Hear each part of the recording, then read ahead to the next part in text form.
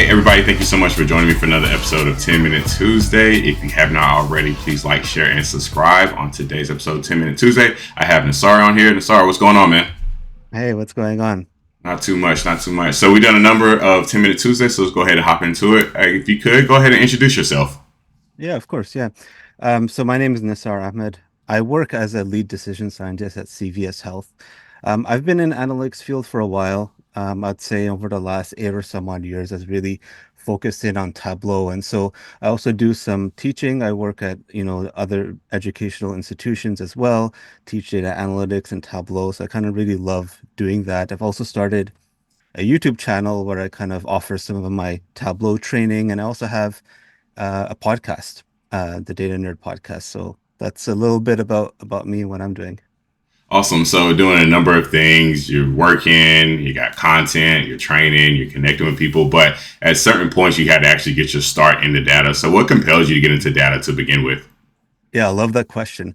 I actually ask a similar type of question in my podcast, more from a personal standpoint. When did you realize you were a data nerd? Because I have the Data Nerd podcast, but I think your question is more from a professional standpoint, so I'll answer accordingly. So I've been in data, I've studied data in university and college. I studied information systems. So when I started working out, my first job was not in data. I actually started working in tech support for Blackberries back when Blackberries was the thing. Everyone had the BlackBerry back then.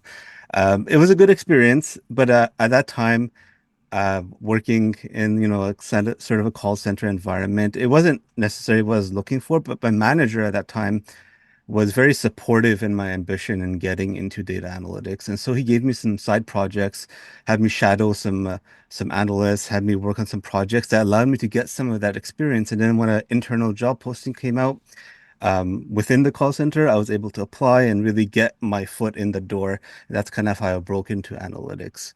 But more recently, I'd say over the last 8 or some odd years, as I mentioned earlier, I got into Tableau. And that's really where my focus has shifted. A lot of it was self-taught. I was working at a company that had a license for Tableau. No one was using it. I decided to use it. Ended up being great, something I love. I always loved art growing up. I also love data, and I think business intelligence or Tableau combines both of those together, and that's really what I love to do. Love that. I love that. I love the start and similar journey for me as well. I started on the help desk, working for a dialysis company where I was answering phone calls about like printers, or they actually had Blackberries. They had Blackberries too, Yeah. and mobile devices and everything. So, kind of a follow up is a little bit different. But have you found that your start on the help desk has helped with your customer service skills in the roles that you're in now? Yeah, 100%. I think even though my job was not related to data analytics, but it allowed me to work a lot on my communication skills, right? How to deal with people. And when you're working in a job in data analytics, you're dealing with people as well. You need those skill sets. So I'm really fortunate for that. And I think regardless of what you start off in, and I know now especially, it's very hard to break into analytics for new graduates. And I think kind of leveraging other roles and utilizing that to help you get skill sets or learn new things is always a good thing. Yeah, definitely, definitely. All right, so thinking about your journey, right? You've done a number of things. Again, you're in Tableau now, but at a certain point, there probably were some jobs that maybe even starting in high school or whatever. What's been your least favorite job that you've had to date? And it doesn't necessarily have to be data related. Yeah. So I'm fortunate for all the jobs I've had actually. Like I mentioned, every job has given me experience and something to learn from. So, but when it comes to my least favorite, if I look back at my experience, um, the first job that I left on my own will to pursue another opportunity. I moved into the manufacturing industry and then the data analyst. Now, my motivation for that, actually, for leaving, was more monetary related. It was more pay. It wasn't that I didn't like the job I was in currently. It was just, you know, monetary related. And so I got the job, but when I started doing the job, I realized that it wasn't what was described to me. And it was very mundane, routine tasks that didn't really allow me to grow. And so I maybe stayed there for 8 months, and not that long before I got the next opportunity. But what I did learn from that is not all the lesson learned is not always to let compensation be the only factor in looking for a job. There's so many other things you need to consider, and consider all the factors in your job search. Yeah, I think that's really great advice, especially for some of this audience or people who are just starting out or early on in their career. And it's so easy to get locked in on the monetary amount, right? I jumped from, I don't know, X, let's say 55,000, 75,000, or 75,095, right? You make 20K, but what are you really gaining or losing in that jump? And I think that's something that you get the, bumps of, you become more conscious of the moves that you make outside of monetary gain. Yeah, 100%. I think the grass isn't always greener on the Exactly. other side, literally. Yeah. Exactly. All right. So thinking about the concept of failure, with quotation marks around failure, we like to say we fail forward, right? We take a lesson from everything. In your career, what would you consider your biggest failure and what you really learned from that experience? Yeah, so I'm going back like early on in my career, back when I worked in telecommunications. So that's when after I worked in on with the BlackBerry technical support. It was in telecommunications, and I was working as a data analyst. And so my job involved me to create a lot of Excel reports. Right, this was pre-business intelligence, really. So very heavy Excel. We would create a weekly report that kind of measured all of our key metrics, and kind of provided insights to all the key stakeholders and executives. And so what I did, and I thought, this would be a great thing. Let me try to make this more efficient. And I would create macros and links to kind of automate some of the refresh of that Excel report. And I developed that. I'm like, oh, this is amazing. Let me create this. There's two of us working on the team, myself and a coworker, both analysts. And so what I did is I created it, I handed it off to him, and he would send it off or email it, right? So I left for the day, and this is before remote work, and so he never took our computers home with us.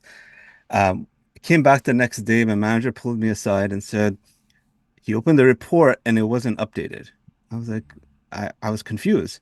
And I think what happened was he didn't use or know how to get it updated the way that I had developed it. And so it was my fault. All right. I made the mistake and I automatically assumed that he would know how to do it. And so I think the lesson learned here, and the failure on my part, was to always assume that people know how to use everything, and you should always have some type of documentation to cover yourself, or provide explanation, or some type of training, and not always assume that everyone knows everything. I think that's a great piece of advice. Like, definitely, because I think as we grow in our career, right, we've been in Tableau world, data analytics world for a number of years. So might be second nature to us is a different viewpoint from someone else, and then our process is always different than someone else's process as well. Like, there's common like best practices and stuff, but there could be things that we do differently in our process. So documentation can help that gap as well. So I think that's really, really great advice and sound advice, and something that people should definitely leverage. Yeah. So thinking about someone again, the viewpoint of this question is I'm someone who's just starting out. So what is one piece of advice you give someone who's just starting out in their career? I would say don't say no to something that you may be asked to do or you may not know 100%. All right. So sometimes you get into something and you're like, okay, this is my skill set. This is what I know. And somebody asks you to do something and it's outside your comfort zone. I think it's okay to step outside your comfort zone, take it on, and that's how you learn and you become more comfortable. Don't close doors of opportunity that may exist just because you may not know something 100%. I think the reason people hire you is because you have the ability and the skill set. And to be honest, the real true learning comes on the job. And so my advice would be don't close the doors on opportunities if asked. Learn it and figure it out, and have confidence in yourself. Love that. Love that advice. And definitely on the job learning is real. So before you, Mhm. limit yourself, definitely say yes and be open to different opportunities. So I think that's incredible. All right. Tell me about the most influential people in your life and how they made an impact on you. Yeah, so I was looking back at all my jobs and I'm thinking of all my managers, and I loved all my managers. They all had different perspectives, right? And allowed me to grow. But I think my answer might be maybe a default answer to many, and I'll name a couple people, but it's really my family, right? And there's really two people in my family who really helped influence me. First is my dad. My dad was a computer science teacher growing up, and he really gave back to the community. He offered free classes at home in our basement to the youth, right? And allowed them to really learn a lot of computer science skills. And this is something that I always admired about him, and something that I want to try to do. And I've tried to do, maybe not at his level yet, but I always like to give back to the community and help out as well. He's always pushed me as well to really do my best and try my hardest. And so always grateful for that. The second is my wife. If it were up to me, I may have stayed on the same job, doing the same role that I was comfortable with and be okay with it. But my wife always pushed me to do better and more. Not saying I have to leave, but just grow and learn. And it's due to her pushing me beyond my comfort zone to try new things that's really got me to where I am. After when my son was born, my youngest son, 8 years old, she was a teacher at elementary school. She stopped teaching and then full time, and then she went and did her own at-home business and started selling, home decor and clothing and whatnot. And it's something that she loves and gives her a sense of satisfaction. And so I took that as motivation. I'm like, she went outside of her comfort zone. She did something she loved.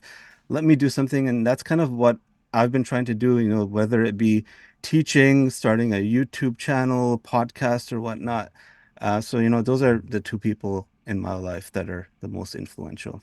Love that, man. Shout out to Pops. Like, that's great. Love the influence and the teaching and giving back in classes. Like, that's really awesome. That's like really, really cool. And wives, I mean, wives are great, right? They push us to do things, and like, you could do that, or even something subtle like motivation or some type of comment. Like, they know how to put the battery in our back and get us going. So, man, shout out to them. That's awesome. All right. So, where can listeners find you at online? So you could connect with me on LinkedIn, or on my YouTube channel. And so both my handles are business intelligence. So it's a play on words. My name is Nisar, nickname is Nis. So it's Biznis intelligence. So you could connect with me on LinkedIn at Business Intelligence, it's also on YouTube. On my YouTube channel, you'll also find the Data Nerd podcast on there. You could also search for the Data Nerd podcast on any major podcast platform as well. Awesome. Y'all heard them. Like, share, subscribe, listen to the content. It's great content. And man, you're doing great stuff out here, man. So I appreciate you being on 10 Minute Tuesday. I know, I appreciate it. Thank you so much. Awesome. This is great. And as I said in the beginning, if you haven't already, please like, share, and subscribe. And we'll talk to y'all next week. Have a great day.